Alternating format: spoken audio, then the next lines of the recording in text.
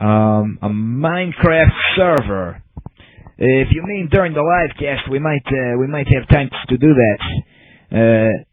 It's easily accessible. Yeah, it is my Minecraft yet. That's why I ask.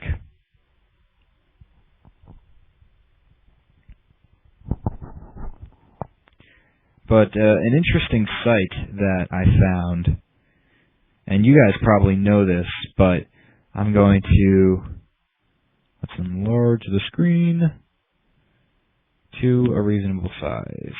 Okay, here we go. But is Smogan, and simultaneously, while I'll be attending my community college, I'll be also attending the Smogan University. And it's interesting, you know, I love summer, I gotta tell you. The warm weather, it really invigorates me to do a lot more. My mind just loves the warmth. I'm not a cold-loving fella. I just do not like winter. But I'll be going through Smogan University. But here's something really cool that you guys can do that I've been doing recently, which is archiving their webzines. I'll take you to their main articles. Here's their current issue. It's a For the People, By the People magazine online, and if you ever remember seeing in 7-Eleven sometimes, going to the magazine rack and seeing like your favorite Yu-Gi-Oh character or Pokemon character on the front of a cover, like that's what these kind of magazines are, except in web format. And, you know, they have all their episodes on here archived, and I'm archiving it personally on my drive. But it's fantastic. Here's issue 4, and it just happens to go through Heart Gold, Soul Silver coverage. But it has all these great ideas and team building rosters for you, and it's such a wonderful resource. I don't know how many people know about it. I've just recently gotten into exploring it myself. And what's really wonderful, what I think is really fantastic about the Smog webzine, is that they have artists on here that do, you know, most of this art, except for the sprites that they have, which are just the Pokemon sprites that appear in some cases. They have narrated battles. It's great. It's a freaking fantastic webzine. You know, it's an excellent resource, and I'll probably be tweeting it later on, just because I like to give you guys all the interesting things, all the interesting resources out there that I find. But what I have is, hold on, an Amazon Kindle here, and it's in the case. But there we go, Amazon Kindle. And what's really cool about the Amazon Kindle is that it has a conversion feature. So if you guys have this device, pay attention, because this is really going to come in handy for you. Giovanni, bum bum bum, Mafia for the beginners. So say you want to save this page, but you don't want to read it on this website. You want to read it on your Kindle. You want to see it in a nice format where you can change the font and all. Portable and non-glaring. Like it's glaring. The screen is glaring off my glasses right now, and that's because I don't have any contacts at the moment. But so say you want to save this article. What you, because Kindle has the nice conversion feature through email, is go to a site called pdfmyurl.com and then throw that web address, just copy and paste it into there.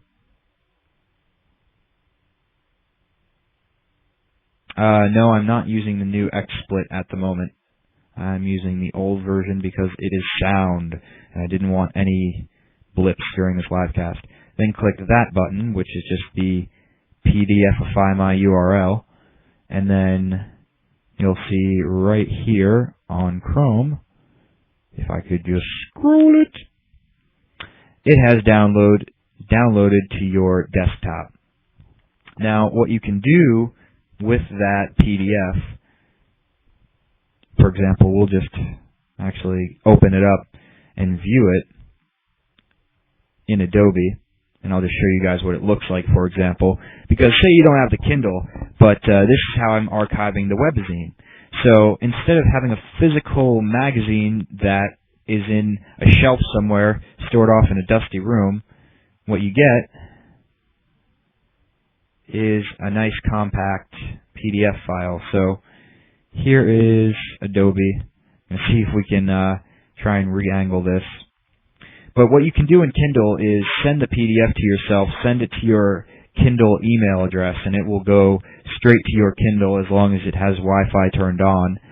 And once you do that, have convert in the subject line once you send it to your email, and it will convert your PDF to Kindle format. So this looks pretty much just like dead on the website. So there's Giovanni. Below him are the words.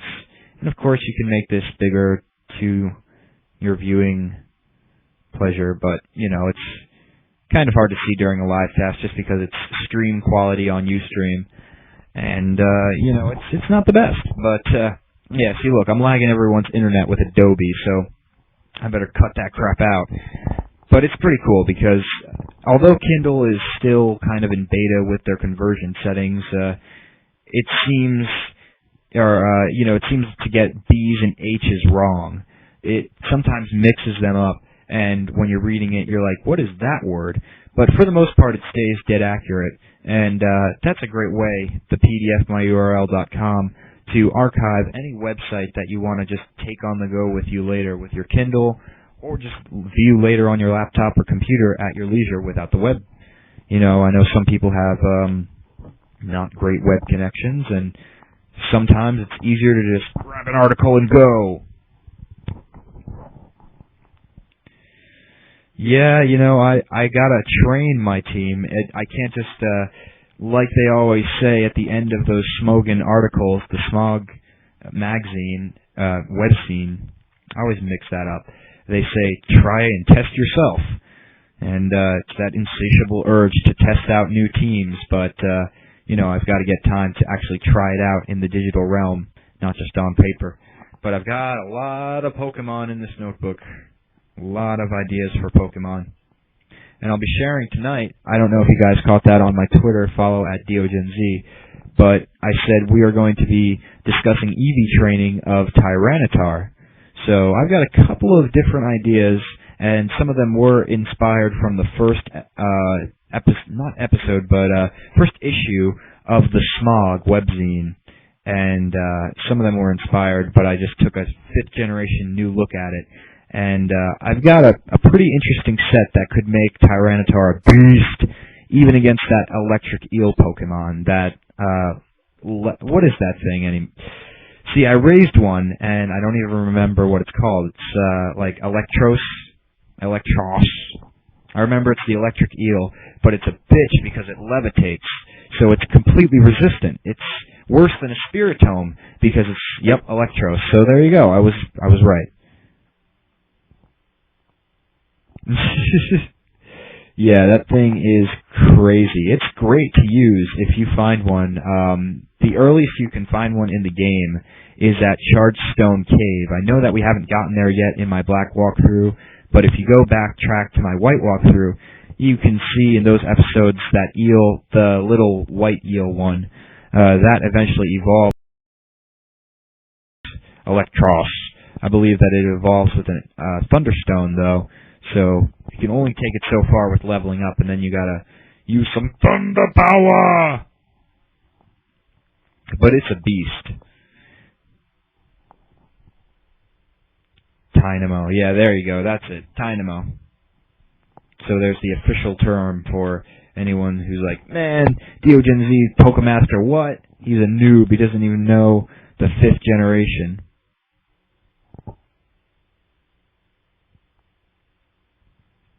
The second yeah, that one was pretty cool. That was a badass. He had like his flippers waving like, I'm gonna kick some ass. I got electric power and I'm an eel. DS Life. Yeah, see, it'll be interesting to see, speaking of GBA, if they will bring GBA downloadables to the eShop of Nintendo. We are only a few hours away. Less than two hours away. And the eShop probably won't be updated right away. It's like PSN. They say they're back online, but they're really not. Why I don't know 5th Gen, by the way, because I don't have the free time to study it like I used to. Simply that much.